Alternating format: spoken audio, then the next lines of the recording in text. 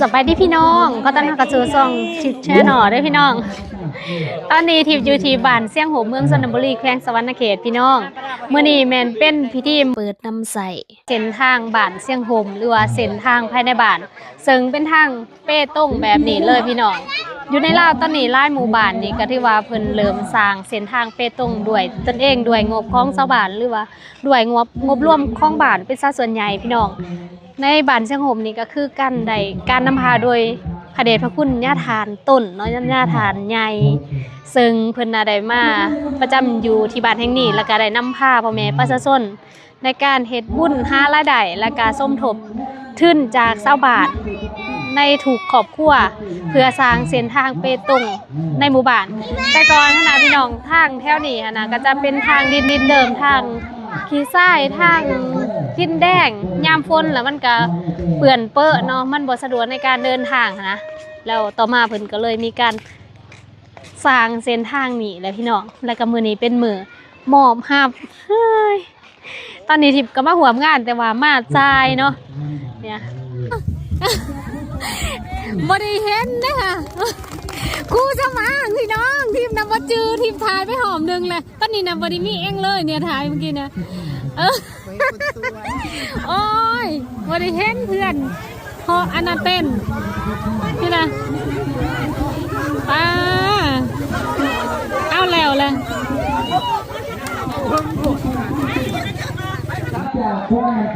มาทันต้นเพิ่นฝอนสุดท้าย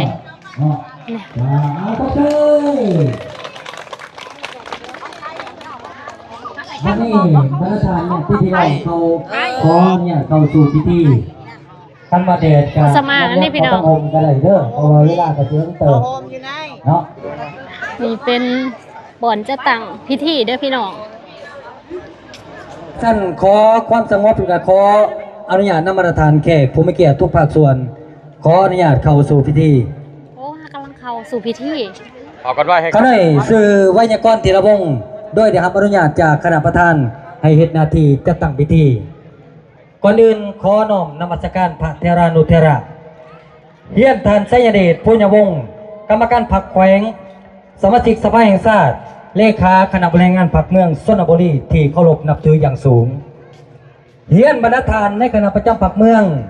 กรรมการพรรคเมืองหัวหน้าโครงการแขกที่ถึงเซินจากแขวงจากเมืองนายบ้านออมคางอำนาจกองปกครองเท่าแก่นโฮมองค์การจะตั้งทุกภาคส่วนพ่อแม่ป้าส้นชาวบ้านเจ้าคมที่นับถือหลักแพงทั้งหลายมื้อนี้พี่น้องชาวบ้านเชียงหมทุกท่านนามีความเบิกบานมวลซื่นเอกอ่างทะนงใจที่มากพ้นความสำเร็จได้สำเร็จไปอีกบาทกล่าวหนึ่งการสร้างความฝันให้กลายเป็นความจริงนั่นก็คือการสร้างเส้นทางได้สำเร็จฉะนั้นจุดประสงค์ในการจัดงานครั้งนี้แม้นพิธีเปิดน้ำใสเส้นทางอุดมน้ำใจป้องชนสามัคคีของพี่น้องชาวบ้านเชียงหม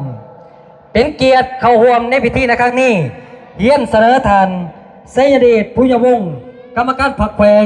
สมาชิกสภาแห่งชาติเลขาคณะบริหารพรรคเมืองชลบุรีก็เป็นเกียรติเข้าร่วมมีบรรณาธิการในคณะประจำพรรคเมือง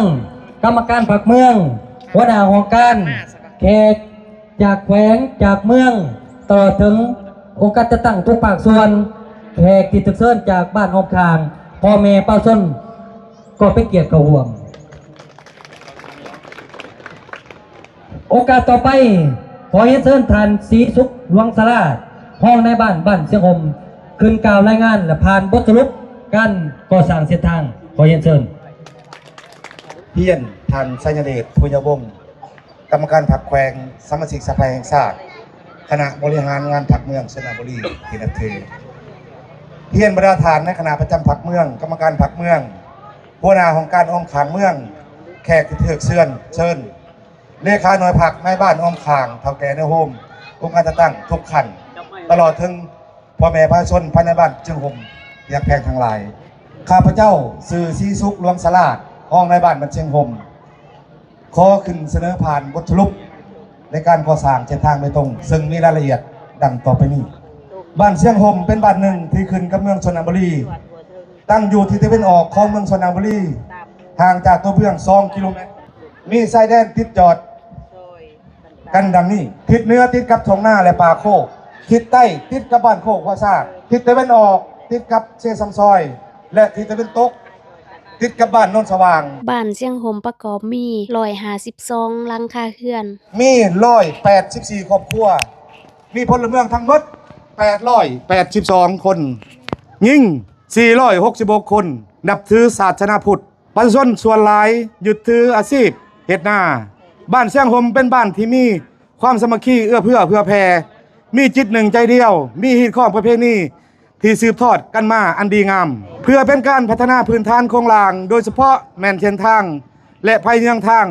ของบ้านเพื่อให้มีความสะดวกสบายในการสัญจรไปมาให้มีความสวยงามญาทานต้นแสนสมบัติและยาคูแบนพันธานิวงศ์จึงได้เห็นความสำคัญและเล็งเห็นถึงความต้องการของชาวบ้านจึงได้ปรึกษาหารือกับอำนาจกฎปกครองเฒ่าแก่ในโฮมองค์การจัดตั้งทุกคันตลอดถึงชาวบ้านทุกทั่วหน้าเพื่อส่องหาแรงทุนก่อสร้างโดยได้ปลุกระดมคนควายการจัดตั้งชาวบ้านลูกหลานที่อยู่ภายในเมืองต่างแขวงและอยู่ต่างประเทศเพื่อประกอบส่วนทุนห้อนในการสร้างทางเบตงผ่ากลางบ้านและเส้นทางผ่าทงหน้าพร้อมและพร้อมให้เลี้ยงทางกลางบ้านโดยได้ตกลงเป็นเอกภาพกันสร้างเส้นทางมี2 เส้นคือทางกลางบ้านแม่นทางเบตงทางทงหน้าแม่นทางปูดินมีความยาวทั้งหมด 1,200 เมตรเบื้องต้นเก็บเงินหัวเฮือนละ1 ล้านกีบภายในบ้านเชียงโฮมได้ลงมือก่อสร้างเส้นทางในครั้งวันที่30 เดือนเมษายนปี 2024เป็นต้นมาจนฮอดวันที่10 เดือนมิถุนายนปี 2025จึงได้สำเร็จตามแบบแผนที่ได้วางไว้แรงงานของชาวบ้านมีความสามัคคีออกแรงงานรวมซึ่งมีความยาวทั้งหมด 1,260 เมตรกว้าง5 เมตรหนา15 เซนสำหรับทางเบตงมูลค่าในการก่อสร้างทั้งหมด 1,248 ล้าน 410,000 กีบตามเส้นทางของบ้านและวัดมีไฟโซลาร์เซลล์เยื้องทาง30 ดอกงบประมาณและรายรับเงินที่มาจากการก่อสร้างเส้นทางมีรายละเอียดดังนี้ 1. หับจากการประกอบส่วนของเมืองชลบุรีจำนวนเงิน2 ล้านกีบ 2. หับจากการเก็บหัวเฮือนละล้านกีบมี135หลังคาเฮือนรวมเป็นเงิน135 ล้านกีบ 3. หับจากงานบุญผาป่าสามัคคีจำนวนเงิน210 ล้านกีบ 4. หับจากบุญพระเวทมีจำนวนเงิน125 ล้าน 560,000 กีบ 6. หับจากบุญกองเข่ามีจำนวนเงินทั้งหมด57 ล้าน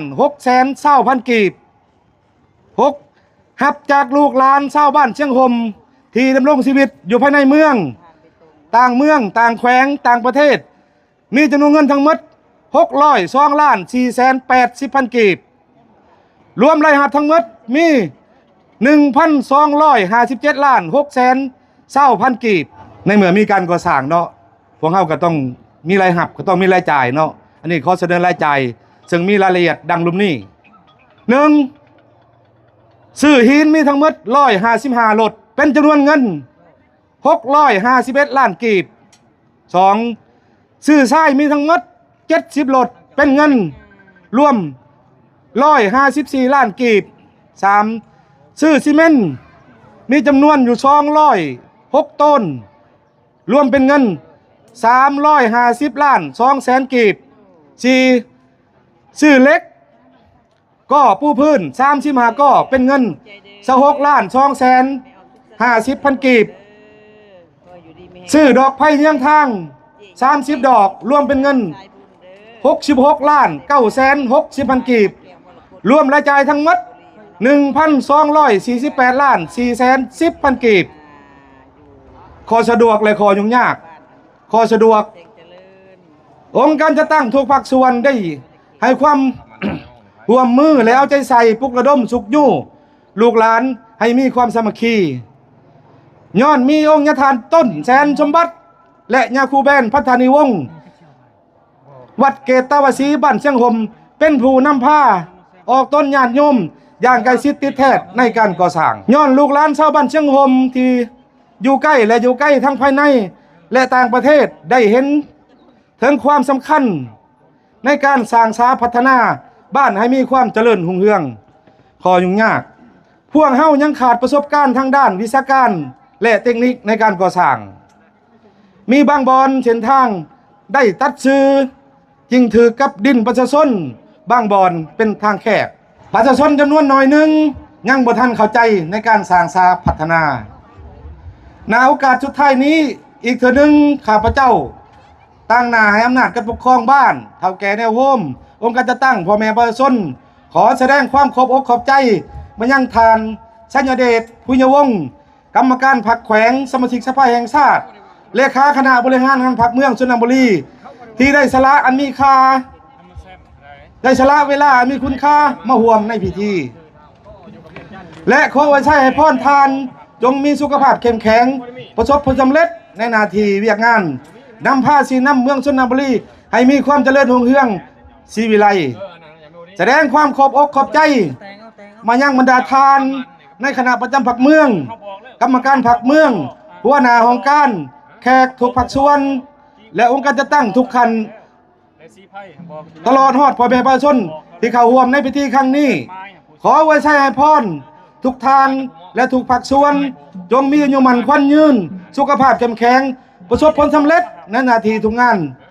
ในหน้าที่เป็นงานสุขสมหวังในตลอดปีใหม่ปี2026ที่จะมาถึงขอขอบใจมันเป็นการย่อสรรเสริญผู้ที่มีคุณงามความดีประกอบส่วนทั้งทินฮ้อนและจิตใจโอกาสต่อไปขอเรียนเชิญตั้งหน้าหอการจัดตั้งเมืองขึ้นผ่านขอตกลงมอบใบย่อใบสรรเสริญขอเรียนเชิญขอน้อมนมัสการพระเทระนุเทระเฮียนผ่านไซเนเดชพุญยวงศ์กรรมการพรรคแขวงเลขาคณะบริหารพรรคเมืองสมาชิกสภาแห่งชาติที่เคารพนับถืออย่างสูงเยี่ยมมาตรฐานในคณะบริหารพรรคเมืองมาตรฐานหัวหน้าของการ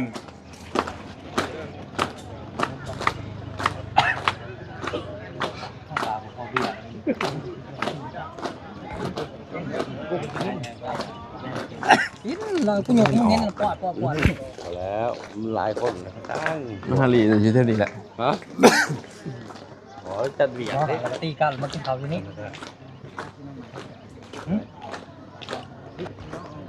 เห็นยังเด็กหน่อยก็ได้มากปิ้วเลย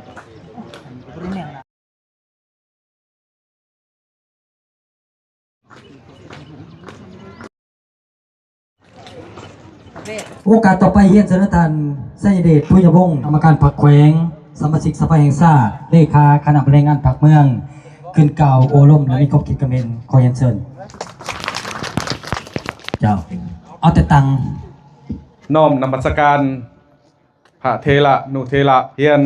ตาทานการนำผักลัดเมืองชลบุรีที่เคารพและนับถืออย่างสูงบรรดาทานอำนาจการปกครองแขกผู้มีเกียรติพ่อแม่ประชาชนบรรดาเผ่าชาวเมืองเชียงผมที่นับถือหักแพงข้าพเจ้ารู้สึกเป็นเกียรติและภาคภูมิใจเป็นอย่างยิ่งที่ได้เข้าร่วมในพิธีเปิดน้ำไส้ทางเบตงอยู่บ้านเชียงผมในมื้อนี้การสร้างทางในบ้านเชียงผมครั้งนี้มันสะท้อนให้เห็นถึงความสามัคคีเป็นปึกแผ่นของประชาชนบรรดาเผ่าของบ้านและมันก็แสดงถึงความหักเสื้อแพงชาติของชาวบ้านเชียงผมที่อยู่ภายในบ้านก็คืออยู่ต่างประเทศการสร้างทางเช่นนี้มันเป็นตัวแบบที่ดีให้แก่บ้านอื่นเพื่อนำไปจัดตั้งปฏิบัติอยู่ในบ้านของตนคือดังที่บรรดาทานหู้นำกันหาแล้วสวรรณเขตของพวกเฮาเนี่ยเป็นแขวงใหญ่และเมืองชลบุรีก็เป็นเมืองที่ใหญ่ในขณะเดียวกันการสนองทุนฮ้อนให้แก่การสร้างพื้นฐานโครงสร้างของพวกรัฐของภาครัฐของพวกเฮาเนี่ยก็มีจำกัดที่สุดจังซั่นจึงมันได้ มีความจำเป็นต้องได้มีการประกอบส่วนจากสังคมดังนั้นจึงว่าณโอกาสนี้ข้าพเจ้าในนามการนำเมืองขอแสดงความย่องย่อชมเชยอย่างสุดอกสุดใจขอตบมือชมเชยเคียงคู่กับผลสำเร็จของบรรดาทานที่ญาติมาได้ในครั้งนี้ฮันมีแต่อยากให้สืบต่อหักษามูลเชื่ออันดีงามของตนนั่นแหละเนาะบ้านเชียงโฮมเนี่ยก็เป็นบ้านที่ว่ามีชื่อเสียงโด่งดังในการเต่าโฮมความสามัคคีประชาชนบรรดาเผ่าเนี่ยมีความดุมันออกแห่งงานเพิ่มพูนผลิตผลแต่ดึกดำบรรพ์เป็นต้นมาเนาะเขาให้สืบต่อหักษามูลเชื่ออันดีงามนี้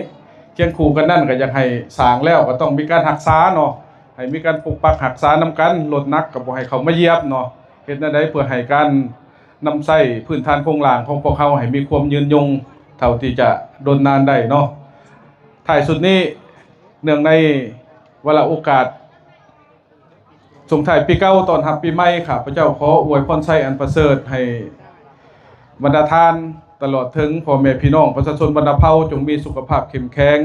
มีพลานามัยสมบูรณ์มีความหังมีผาสุกในชีวิตส่วนตัวและครอบครัวของบรรดาทานพร้อมกันสืบต่อสร้างสาพัฒนาบ้านก็คือเมืองชนบุรีให้เจริญหุ่งเรืองขึ้นไปเรื่อยๆขอขอบใจเจ้าเอาเชิญประธานเนาะตอนนี้ก็สิเข้าสู่พิธีรันของเก่าบาทแล้วก็เปิดแถบผ่ากันเปิดการนำใส่เส้นทางเอารันของเริ่ม1 2 3 4 5 6 7 8เลข9นับดังๆ9พี่จะเปิดการนำใส่เส้นทางอุดมนำใจป้วงส้นสามัคคีของพี่น้องชาวบ้านเชียงหม5 4 3 2 1 0ไปแล้วสมเสยเซินบรรทานยางรอส้มเส้นทางแต่นี่หาวัดและก็เกี่ยวกับขึ้นมหาประธานอาหารเที่ยงอยู่ที่โรงเรียนปฐมเสียงหมมาวันนี้พิธีกะไก่จะสิ้นสุดแล้วขอแสดงความขอบอกขอบใจเอาก้อยตุ้มเด้อขบวนก้อยตุ้มเด้อเริ่มสตาร์ทอวยเต้พ่อในบรรทานแสดงความขอบอกขอบใจนำการนำของชมของเมืองบรรทานแขกสุภาพส่วนที่ได้สละเวลามวมและก็ขอไว้ใช้บรรทานการนำของเมืองจงมีสุขภาพเข้มแข็งสืบต่อสีนำพาเมืองของพระเฮากาไปสู่ความเจริญสิวิไลประสบผลสำเร็จในปีใหม่2026ใกล้จะมาฮอดมาถึงพี่น้องจือคู่สมากได้บ่พี่น้อง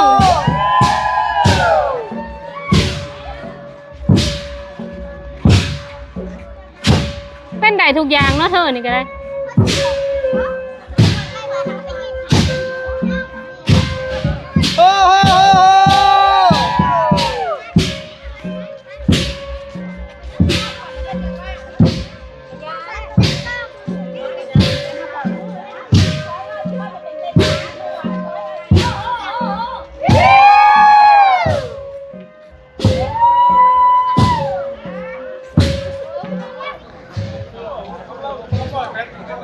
ขบวนแห่เสริมสลองเส้นทางอุดมนำใจ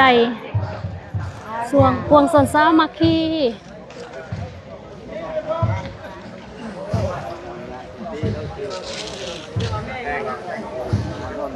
มีโดน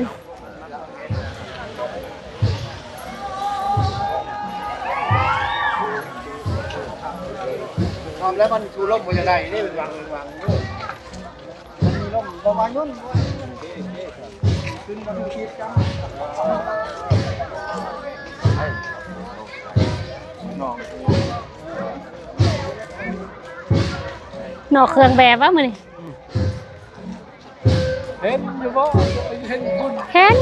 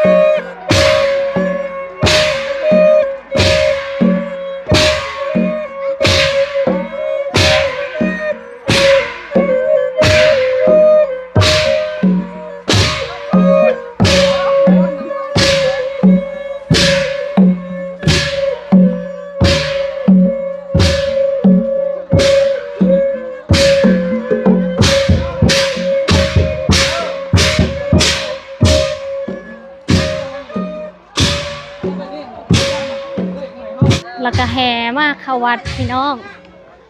เพิ่นก็จัดงานบุญพร้อมรู้สึกว่าสิบ่แน่ใจว่าเป็นบุญเปิดงานต้นนี้แน่แล้วก็บุญอันอื่นแน่บ่ ทิพย์คิดว่าลาดยังอยู่พุ่นได้อพี่น้องแต่ว่าเพิ่นพากันมาพี่พ่อแห้งป้าบอลหม้อลำเลืองมาแรงเนี่ยสายสัมพันธ์บันเทิงศิลป์ซื้อคืออยู่ไทยอะเนาะทิพย์เคยไปเบิ่งอยู่อุดรน่ะจะยังซินคือกันไหนได้อ๋อขนาดหม้อลำเลืองเลยนี่ดูเด็กๆกันอยู่พี่ฮะนี่พามากับเด็กๆได้นี่เพิ่นแห่แล้วก่อนเขายังแบกขึ้นใช่วงมือแรงสายสัมพันธ์บันเทิงศิลป์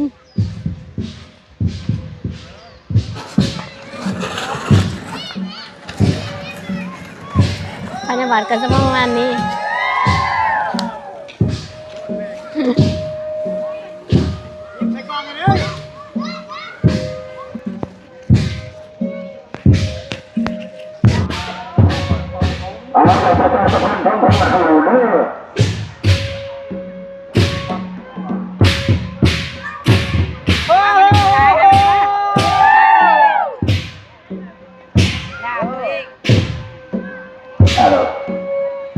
แล้วพี่น้องมือแรงจังแม่นงานบุญมีวงมอลำเหลืองในมือแรง